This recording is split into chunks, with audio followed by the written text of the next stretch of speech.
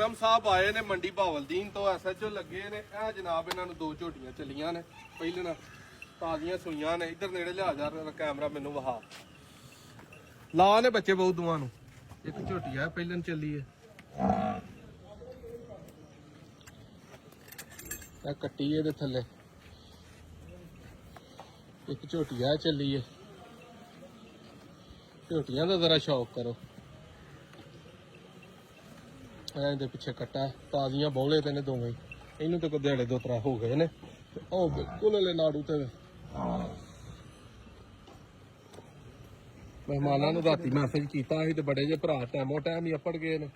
ਅੱਲਾ ਖੈਰ ਕਰੇ ਹੁਣ ਸਾਰਿਆਂ ਦੇ ਹਿੱਸਿਆਂ ਦੀਆਂ ਜਿਹੜੀਆਂ ਨੇ ਉਹ ਜੁਨੇਦ ਉੱਜਣ ਸਾਹਿਬ ਲਈਆਂ ਨੇ। ਜੁਨੇਦ ਉੱਜਣ ਸਾਹਿਬ ਲਈਆਂ ਨੇ। ਮੇਰਾ ਉਹ ਭਤੀਜਾ ਹੈ ਜੀ ਤੇ ਮੇਰਾ ਸਰਬਰਾਹ ਵੀ ਉਹੀ ਹੈ ਮਾਸ਼ਾਅੱਲਾ। ਤੇ ਉਹਦਾ ਸ਼ੌਕ ਸੀ ਜੀ ਤੇ ਉਹ ਹੀ ਤੁਹਾਡੇ ਨਾਲ ਵੀਡੀਓ ਤੇ ਗੱਲਬਾਤ ਕਰਦੇ ਸਨ। ਅੱਲਾ ਖੈਰ ਕਰੇ। ਤਸੱਲੀ ਨਾ ਬਈ ਜਵਾਨ ਪਾਸ ਕਰਨੀਆਂ ਨਹੀਂ ਜੀ ਬਿਲਕੁਲ ਲਾਮਾ ਕੋਈ ਨਹੀਂ ਅਸਾਂ ਲੈਣਾ। ਨਹੀਂ ਪੂਰਾ ਛੱਟਾ ਫੁਹਾਰ ਗਿਲਟੀ ਮਰੋੜੀ ਨਾੜ ਗਿਲਟੀ ਟੁੱਟ ਭੱਜ ਹਰ ਸ਼ਾ ਵੇਖਣੀ ਹੋ। ਬਿਲਕੁਲ